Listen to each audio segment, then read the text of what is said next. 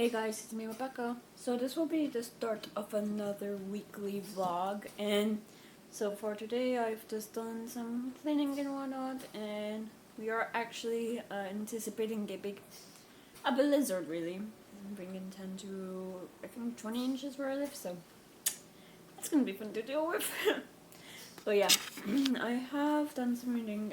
I'm currently reading Divine Rivals by Rebecca Wass, and in case you don't know what this is about, it's about these two people, these two young people, Rowan and Iris, and they were both are competing, I guess, for this spot at the newspaper they work at, and one of them gets it, but it doesn't really matter because Iris, she ends up quitting. I think I just said who gets it then. Well, and she goes to become a war correspondent. There is a war happening in this world, a war that is really between two gods and people who worship them. And 6 months prior, Iris's older brother Forrest enlisted into the war for one of the gods, and she has been writing letters and putting them under her wardrobe, thinking that they are being sent to him when really they're being sent to someone else, and that someone else does tell her eventually that this isn't Forrest and that to start corresponding. Except that someone else is Rowan, and yeah, you just see them become closer, and he does eventually join her.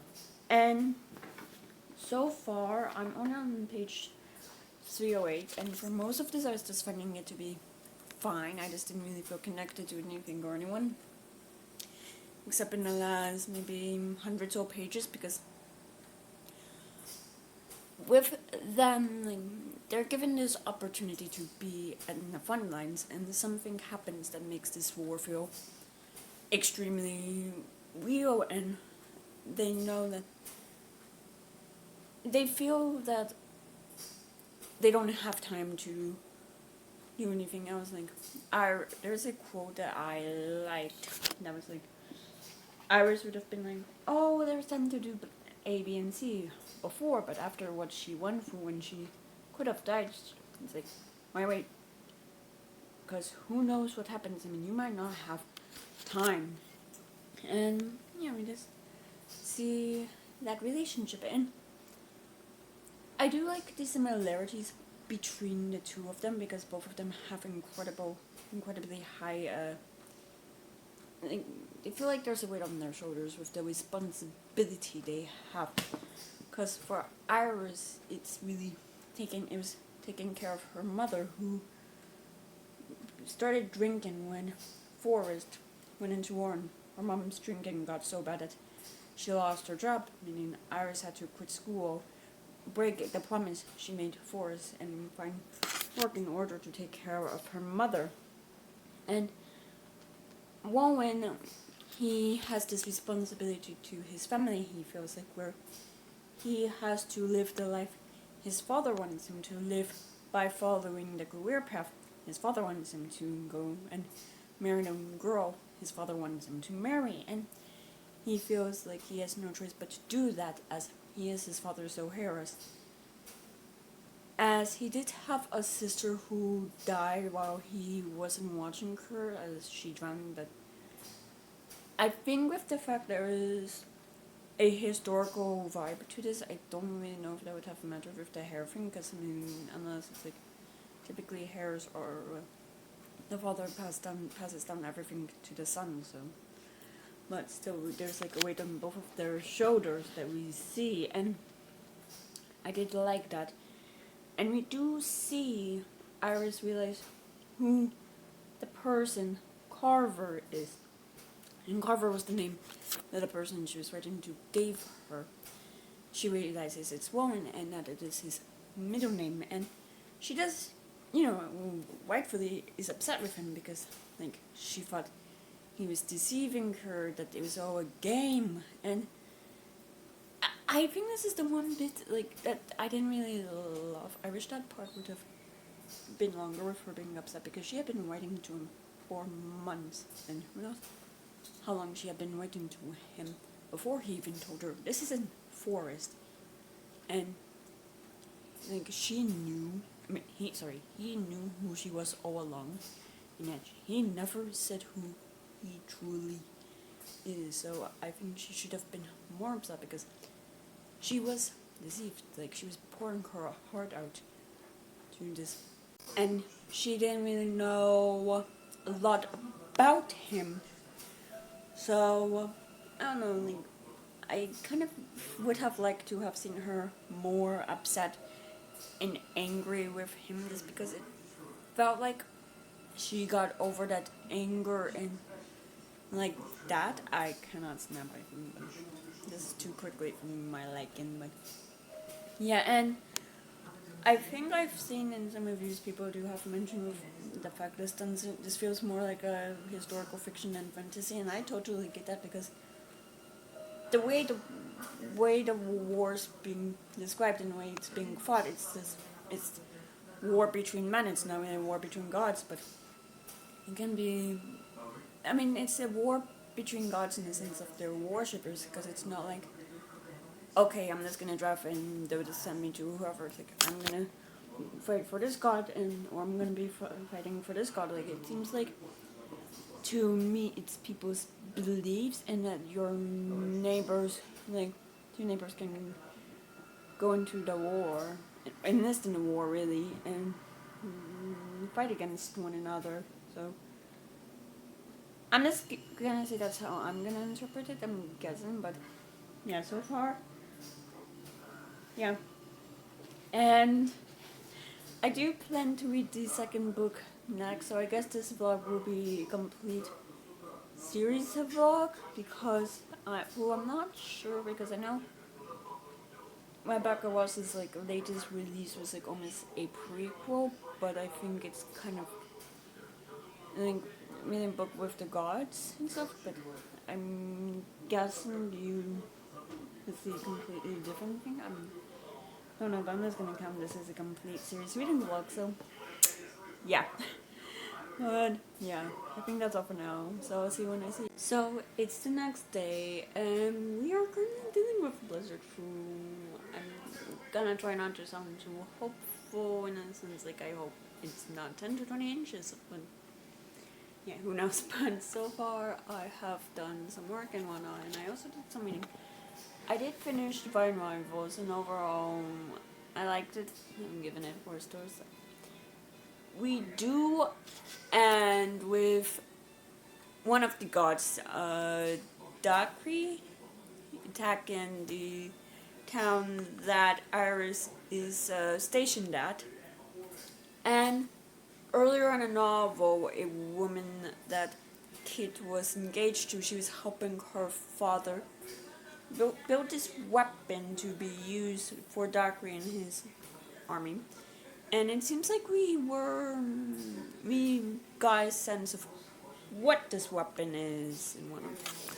And we also see Iris reunite with her brother, following her brother, thinking that it is woman. I mean, it is Forrest, her brother, and yeah, they go back to Ove, and woman is injured, and we see that Dakri saves him.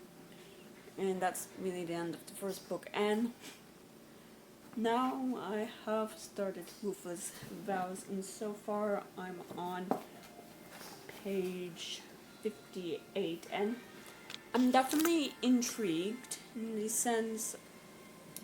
I'm just gonna start with Woman, and he woke up, and yeah, the way that Dagri saved him, apparently he had to put up a wall in Woman's mind, and he cannot really remember anything. Like, he cannot remember.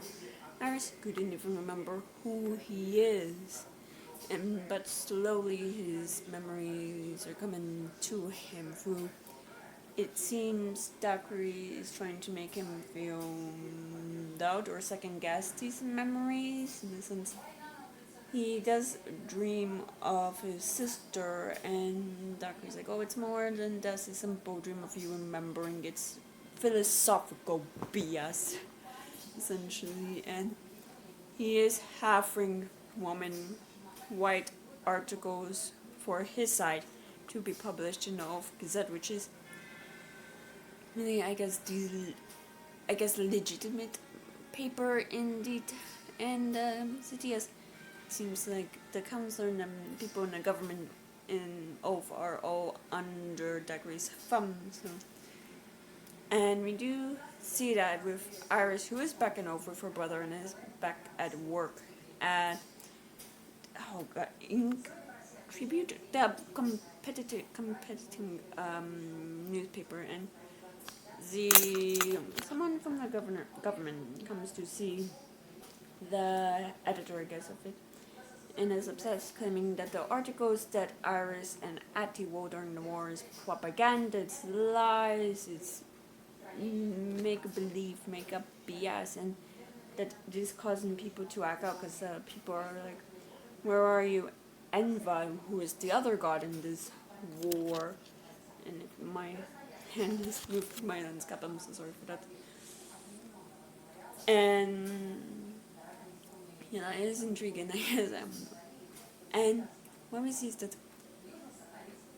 Helena, who is the editor, she wants to send Atty and Iris back into the front lines to continue their job, and you see Iris kind of deal with, I guess, the fallout of Woman's disappearance, in a sense. His father does come and visit her and wants her to tell him where his son is, thinking that she knows, and I am curious if that will be a bigger thing or not. And as well, I am curious if that woman is apparently alive and working for the enemy, if that will affect her, even though she says it won't. Like, she has believed that something happened to him that made him go against her, not against her, but go against the paper and go against her, essentially. And I, well, this thing, I'm also curious about what's up with Forrest, because he's not okay, in a sense. Like, war has changed him and made him different in this. Well, not just the war, but what happened to him when he was under Dagger's control. And yeah, it's all really interesting, I would say, because it seems like Dagger did something similar to him that he did with Woman, except I'm not sure if he erased his memories or not, but yeah, I'm just curious on seeing how this book unravels. And yeah, and I think that's all for now. So it's the next day, and I've done some work on so far on my laptop, and I also finished cleaning the snow on the driveway that I started yesterday, but I just had to do the very end of the driveway where the plows usually bring up more snow, which was not easy, as it was quite heavy, but I managed. And I have done quite a bit of reading of Rufus Vows, mainly on page 178, I believe. I just got to part 3, and I'm liking it so far. We do see Woman as he is a correspondent for Dagger, how he's writing his letters for him, how Dagger seems to be keeping him under his thumb. It seems like keeping him close for whatever reason, and with the fact he has the typewriter, and Iris also has hers. Well, a version of hers, which Iris is able to communicate with Woman again, and she doesn't tell him who she is, because just to protect her identity and as well to protect him, so she goes by Elizabeth and that's shortened to E, while he goes by R, just to keep themselves safe. Because who knows who might be reading their correspondence. I just want to be reading, that popped into my mind, I'm not going to say, but we need to see how Woman gets on. And we learn through another soldier, Shane, that it appears that the way Dagger hears, it's not necessarily that he has to erase one's memory, or keep one's memory blocked is Shane, as this guy Shane, he was healed by Dakri and he remembers everything and he seems to have known the woman. And that made me wonder if maybe that's what's up before us. I'm just curious if somehow if Forrest will end up being a villain, but I could be wrong. And we see as well, I should mention, Iris a few times has been almost harassed by, not almost, has definitely been harassed by a woman's father, with him breaking into her apartment and having her father trying to cut ties with his family, her and his son, and she refuses. And we see through the correspondence that woman is able to warn Iris of what Dakri is planning and where he plans to attack next, and she is able to prevent this ambush. And we see how they reunite, and Woman, he kind of is starting to remember Iris through his dreams, and he recognizes her, and it seems like touching her hand has done something to him. It helps with bringing back his memories, and that's all I'm gonna say about that, because I just don't know what else to say without going into too much spoiler territory. But so far I am intrigued on what will happen next, once these memories have unsurfaced. How Woman might, I guess, be different around Jeffrey, and what will happen next, because I don't know, I'm just intrigued on how this will end and where we'll go from here, so yeah. But I think that's all for now. So it's the next day, and I've done some work and whatnot, and I also had to do some more shoveling as we got another inch of snow, so yeah, at least I got a workout in, so yeah, that's that. But I also did some reading of Ruthless Vows, and I'm on page 264, and definitely a lot is happening that's intriguing. There is something I wanted to say, but it's off to my mind, which is so unknown. Oh, there we are. It's that we see Iris return to the city, and things have changed in quite a short period of time. Like, she was only gone for maybe a couple of weeks, and it has happened in a sense.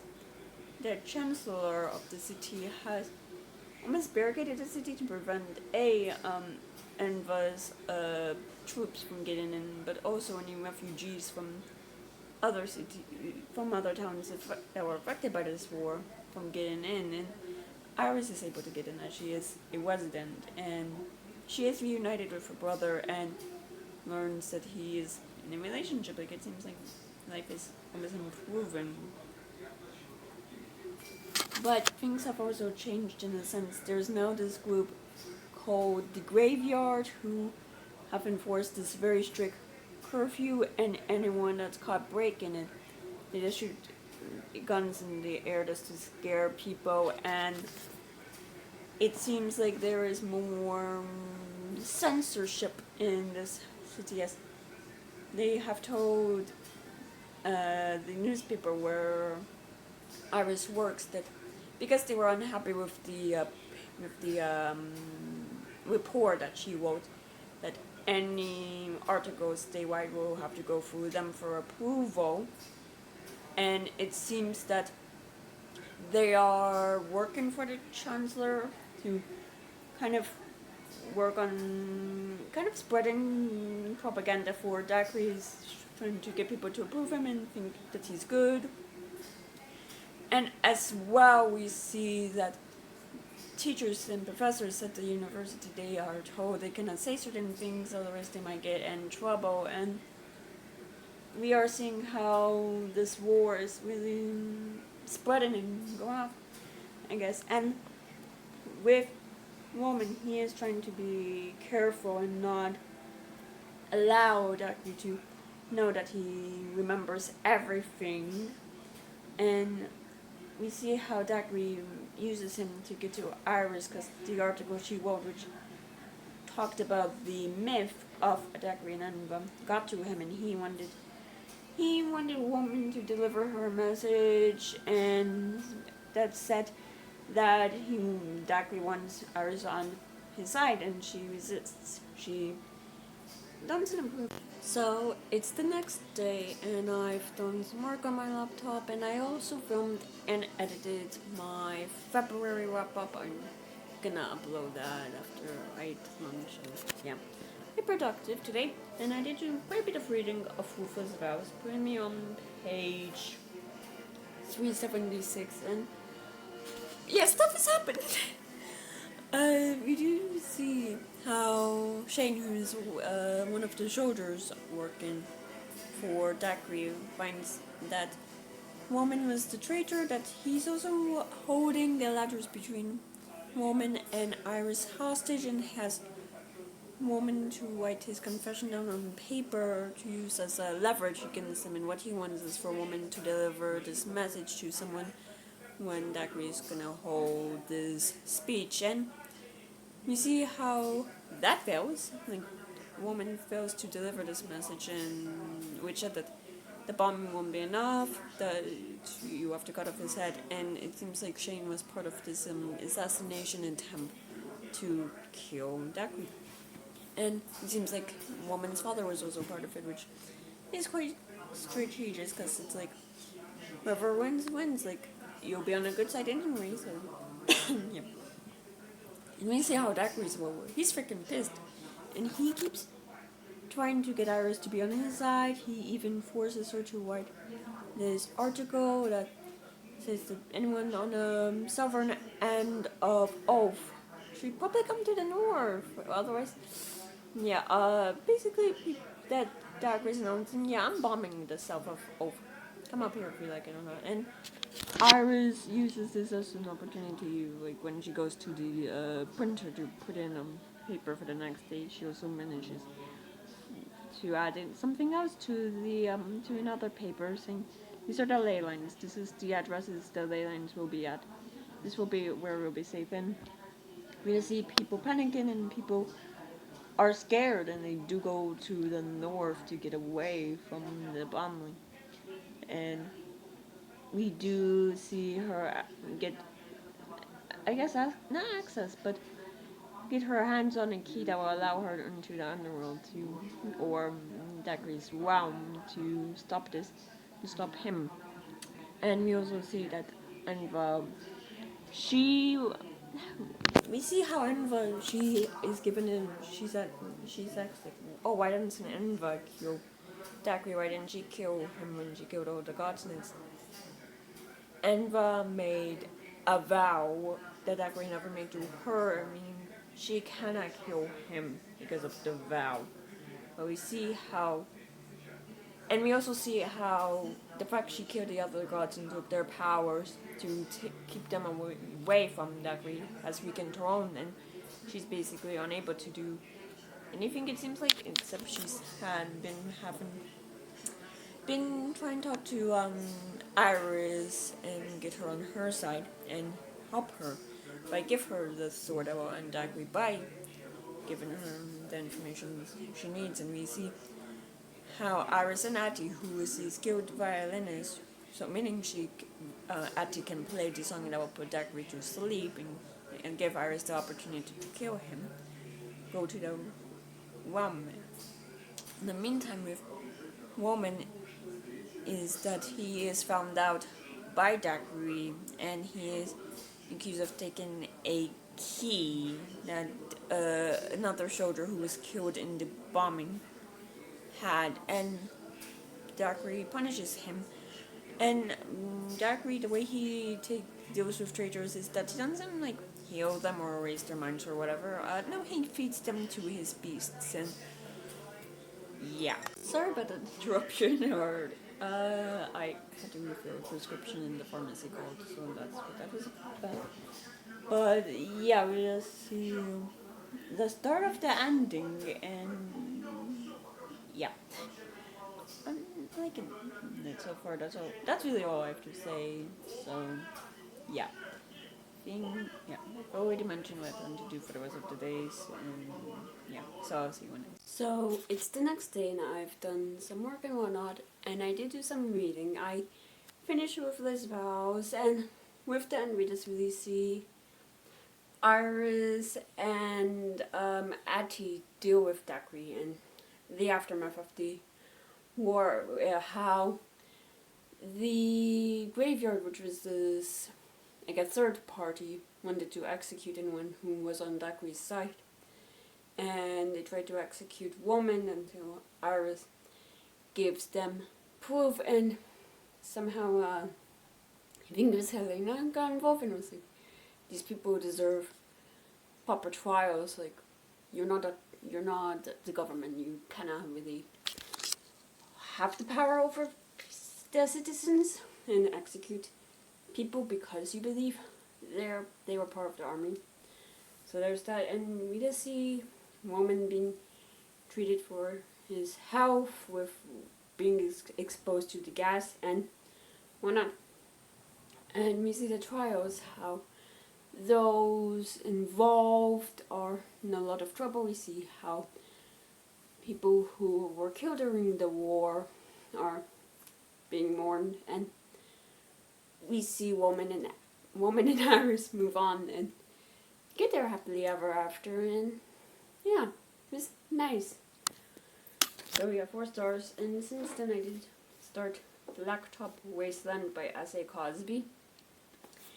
This is about once known as the best getaway driver east of the Mississippi, Bug Montag, has never stopped looking over his shoulder.